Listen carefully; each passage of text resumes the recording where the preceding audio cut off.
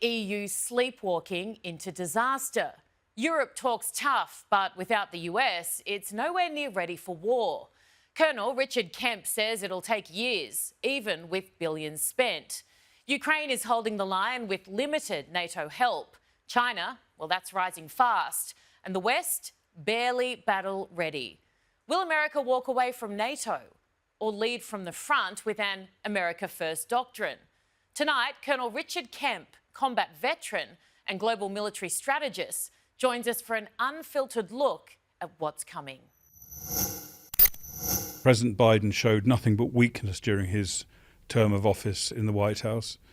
And that, in my view, triggered and basically encouraged Putin to invade Ukraine. He could see that the Americans under Biden were weak. He knew that there wouldn't be any significant reaction, and there wasn't, from the United States and from the West, and it enabled him to go ahead with it. So that has brought us up to the situation today where we're in a different world. We're under in the Trump era.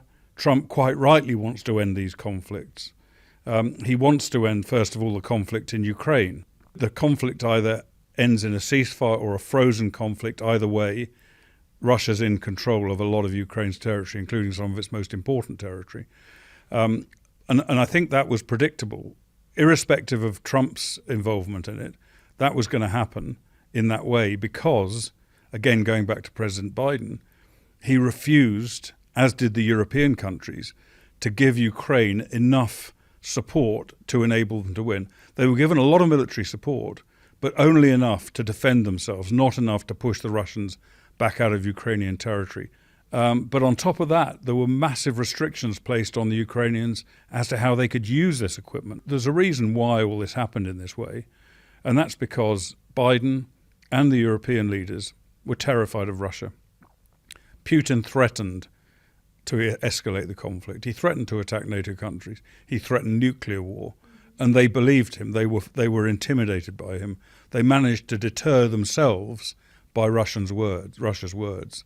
And if that hadn't happened, if they'd have actually pushed much more of this stuff and released Ukraine from these terrible restrictions on it, then I think we could have seen a different perspective now. But we are where we are. A lot of people are highly critical of President Trump's relationship, or what they perceive as his relationship with Putin.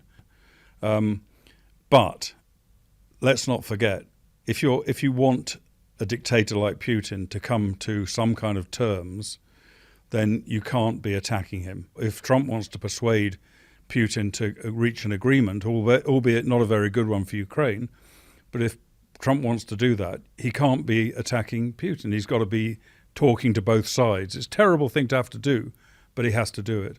And so I think that will be the way it will unfold. It will get to this point, I think.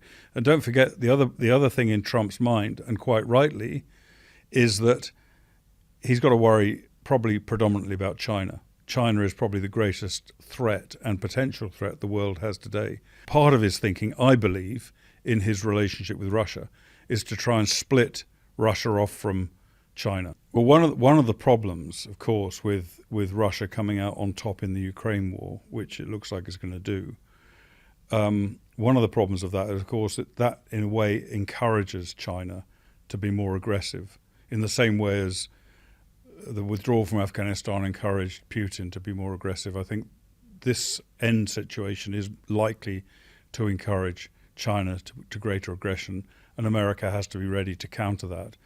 And that's a fundamental reason why it's so important that European countries stand up and control Europe, basically. So the US shouldn't have to worry about Europe. It should be focused on China and the Middle East, and therefore it should leave Europe to the to the interests of the Europeans. The problem with that is that Europe is a very weak geographical region. They do not have the political will to stand up for themselves. And that's something that they're actually, Trump warned the Europeans back in 2018 that they could no longer freeload on the US in NATO. He warned them about that, quite rightly. They didn't take it seriously. Now they are beginning maybe to take it seriously, but I still have my doubts as to whether that will translate into the willingness and the readiness to actually deploy military forces. I don't believe that Western European leaders have the political will to stand up to Russia. And I think the Vice President of the United States, in a speech in Munich a few weeks back, made the point very clearly. He said the European leaders know what they're afraid of, or they know what they need to fight against, but they don't know what they're fighting for. It's now all about some conglomerate called the EU. Who's going to fight for the EU?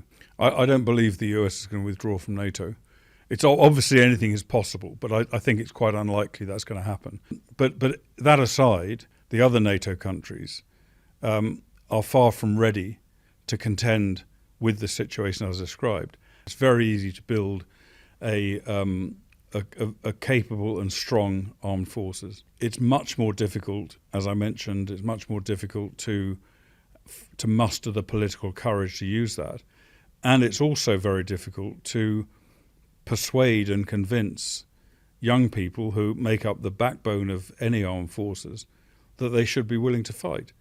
There is not one political leader in the UK today that I know of who is capable of sort of turning the clocks back and restoring national pride and national spirit to people in our country. There's not one that I know of. President after president after president was haranguing Europe to put more into its own defence, and it never happened. So I do think that whether you like Trump's methods or not, or his rhetoric or anything else, I do think that it appears to be being effective. But I go back to what I said before, which is I still don't believe that he is going to pull out of NATO and leave Europe exposed. I don't think that's going to happen.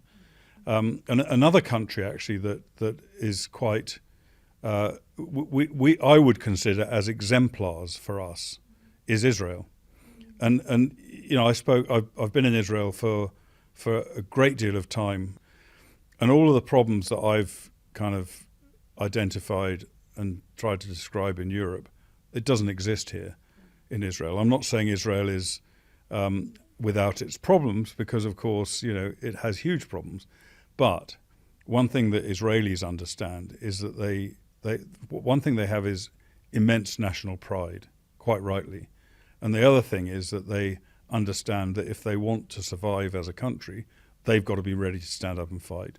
And I've hardly met any Israeli young people or older people who are not willing to do that.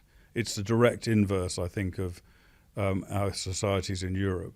So I think, you know, it's been the case for pretty much since the beginning of the modern day state of Israel. They've had to fight for themselves, and they know how to fight for themselves. Fortunately, we haven't had to fight, but we should, I believe, be looking at Israel to show us the way to generate the kind of fighting spirit that we need, we may well need, unfortunately, in our own country. Israel has done a tremendous job at undermining Iran.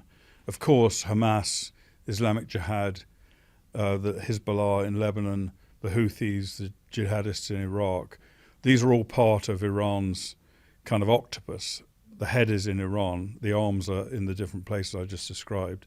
And Israel has done a hell of a job in undermining that. They've largely taken Hamas out. Hamas is not finished, but it can be finished. But they've done a lot of damage to Hamas. It's almost unable to respond to the attacks that are being launched against it daily at the moment by Israel.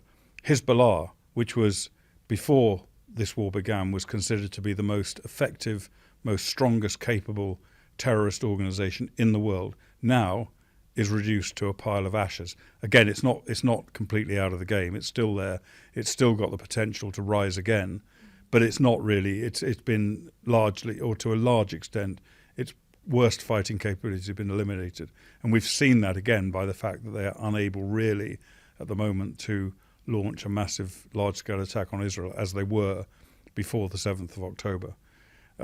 Equally, the threat from jihadists in Syria has been smashed down by Israeli actions, because neither Iran nor Hezbollah were in a position to rescue the Assad regime, so they were taken over, and Israel very rapidly destroyed a huge element of the Syrian army's capability that could be used against Israel and could be used to oppress the people in Syria as well. So that's a major, and Hezbollah and Iran depended so heavily on Syria and the control in Syria to fight against Israel. Now, the problem in Syria is not gone by any means. The problem is there and is probably going to get worse. But Turkey, although Turkey is in theory aligned with the West, I think Turkey is also behind the jihadists that have taken over Syria. And I think they have other aspirations. They've got their eyes. Erdogan's got his eyes on recreation of the Ottoman Empire. He's hostile towards Israel. He sponsors Hamas and Hezbollah. So it's not kind of necessarily all good news from there. There's some potentially bad news in the future, which Israel needs to prepare to defend against, and that includes proxies sponsored by Turkey to attack Israel. Potentially it even gets to the point of direct conflict between Israel and Turkey, which is not out of the question, and I'm sure the IDF is preparing for that eventuality as we speak. One of the reasons Assad fell was because Russia was not in a position to prop him up because they were too preoccupied with Ukraine. They'd withdrawn significant forces out of Syria to go to fight in Ukraine. So they probably would have at least attempted to prop Assad up, but they weren't in a position to do so. And Russia is not. I don't think Russia obviously is closely allied with Iran today, and Russia is dependent on Iran in some respects for things like drones. Iran has supplied huge numbers of drones to Russia to kill people in Ukraine. So Russia has a degree of dependency on Iran. I think a lot of what happens with the with the Russia-Ukraine ceasefire, if it happens, and the relationship with Trump will have some influence on what Russia does in relation to Iran, because Russia, one of Russia's reasons for being so aligned with Iran was against the United States. So if that relationship somehow can be repaired, it may reduce the motivation of Iran to maintain its strong alliance of Russia to maintain its strong alliance with Iran. But President Trump's strategy, as I understand it, with Iran, is to pressure the Iranians to stop their nuclear program and to cease their violence, their kind of imperialist violence around the region. I don't hold out much optimism that either of those two things are going to happen. But I think if they're put under so much economic pressure, it could lead them down that road. But my question would be, let's say Iran signs a deal to say we're not going to pursue our nuclear arms program. What is that worth? What is their assurance worth? I mean, you can't take the Iranians' word on anything, and I'm talking about the Iranian regime at the moment. So, we had the JCPOA, the nuclear deal between Obama and Iran. That got us nowhere except into more trouble. So I think that's that. But I think that's what maybe Trump's initial strategy is. But then, assuming that doesn't come to fruition, perhaps within months of now, then he's almost given the green light to Israel to carry out military action against Iran. I think Israeli military action against Iran could be the trigger that brings that regime down and leads to a much more concerted uprising from within. And I think that's the greatest possibility. Then, of course, we have to ask ourselves what follows next. One of the things that kept the Iranian oppositionists from being more concerted about their efforts to bring down the regime in Iran is because they were looking across at Syria, and they saw the years and years of horrific violence that took place in Syria, and they didn't want that in Iran. Now that sort of situation, and I think now that with the relatively peaceful transition in Syria, okay, it's not over, but the fall of Assad with relatively small amount of of deaths that took place there. I think that will encourage the Iranian oppositionists in the hope that they will maybe be able to bring something about in Iran like that. But there is no guarantees, and when you get into this situation, it could be an extraordinary improvement without problems, but it's much more likely, I think, to descend into at least some period of civil war and violence inside Iran. And I think the likelihood of deployment of Western forces into a country like Iran now is pretty much off the table, and it should be. But I think we have, what we do have a responsibility for, in my view, is to give support of some sort, preferably deniable support, I would say, to the opposition elements within Iran. They do need support, but that support does not need to be seen to come from the West. One of the problems that Taiwan has is it's kind of, in a way, a bit like Europe. It really wants to freeload off the United States, and it hasn't developed the kind of defense capability it really does need to at least do something to deter China. I mean, Taiwan can't be compared to China in military capability, never will be, but it can make China's life more difficult. The burden of this is clearly going to fall on the United States of America, and the US clearly has to have the military. And don't forget, under the Biden administration, the US forces were run down.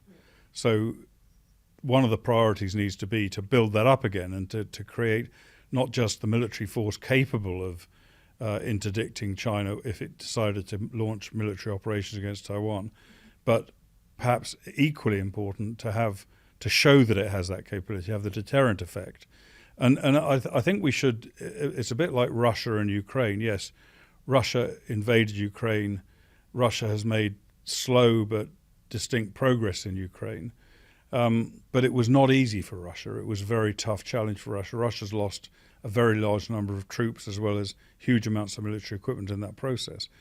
Equally, I don't think we should see China, although it's a big country with a lot of people, big armed forces, I don't think we should see their victory over Ukraine as being an inevitability, over Taiwan as being an inevitability with American opposition, because it's not an easy, the operation to invade and take Taiwan is not an easy one.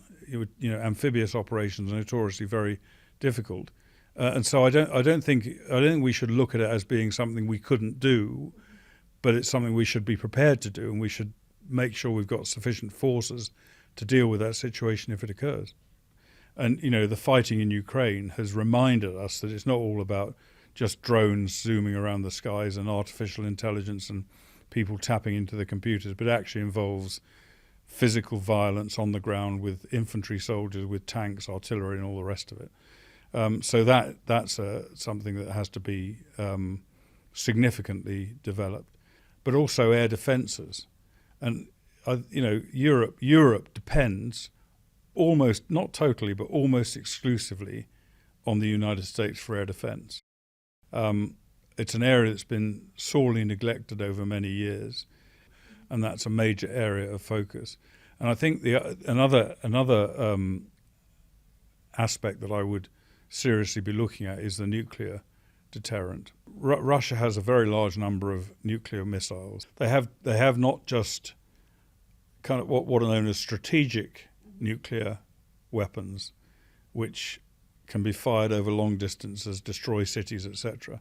But they've also got a large number of what are called tactical nuclear weapons or battlefield nuclear weapons, which can be used to transform a situation on a conventional battlefield. When the Cold War ended, Europe basically gave up Britain and France gave up their battlefield nuclear weapons. So Britain now does not have any battlefield nuclear capability. It only has strategic capability. And Britain's nuclear capability is called an independent nuclear deterrent. It's dependent on the US. And it's dependent on the US for provision of the warheads and for servicing and maintenance of the system. And that's obviously a major factor if people are concerned about the future between US and Europe, a major factor. And this issue of the battlefield nuclear weapons. So, I would argue that we should be looking at restoring our battlefield nuclear weapons, because what is the deterrent of a strategic nuclear weapon against a battlefield nuclear weapon? If Russia decided to use battlefield nuclear weapons and our only resort against that was strategic nuclear weapons, are we going to escalate into this very large-scale nuclear war? I think Russia might calculate they won't, and maybe we would, maybe we wouldn't. So it's almost a gap in our deterrent capability by not having these battlefield nuclear weapons. I think over the next 4 or 5 years, we will see, I believe, and I could be wrong on this, but I believe we will see an end to the conflict between Russia and Ukraine. I think that will almost certainly happen. It pretty much has to. I think Russia probably wants to end it. Russia has big economic problems. It wants to be able to draw breath after the significant exertions it's carried out inside Ukraine. The Ukrainians can't just keep fighting as they are now. They just keep losing more and more soldiers, and they don't have the capability of doing anything except fighting the Russians, which is kind of, it's an exercise that's not going to be to their advantage, I don't think, in the long term. So I think that's probably going to happen, but that's not probably the end for Putin's ambitions. I do think that American weakness and Western weakness generally has been, there's a saying that strength deters and weakness provokes. And I think that's to some extent what we're seeing in regard to Putin. And in the Middle East, I think we've got a similar situation. We've seen several years of significant US weakness in the Middle East, where US bases have been attacked and US forces have been attacked by militias, Iranian-sponsored militias in many cases, without significant response and retaliation. And these dictators like Putin, like Erdogan, like Ayatollah Khomeini, they really only understand one language, and that is strength. And if there is not strength there to deter them, then they will do whatever they like. They might do it anyway, but at least there'll be something to give them pause for thought. But it doesn't really exist. Maybe with Trump, we'll see a stronger edge. Since the Cold War, the end of the Cold War, European countries have simply existed in order to provide social services, welfare, unemployment benefit, all of these things that their leadership so strongly want to happen, and neglected. And don't get me wrong, these internal services are important, but not at the expense of the defence of the country. They've led comfortable lives in these countries, European countries, Western European I'm talking about. I would distinguish significantly between Western and Eastern Europe. And Western European countries have led such a comfortable life, which is great, until the time comes when someone else wants a bit of that.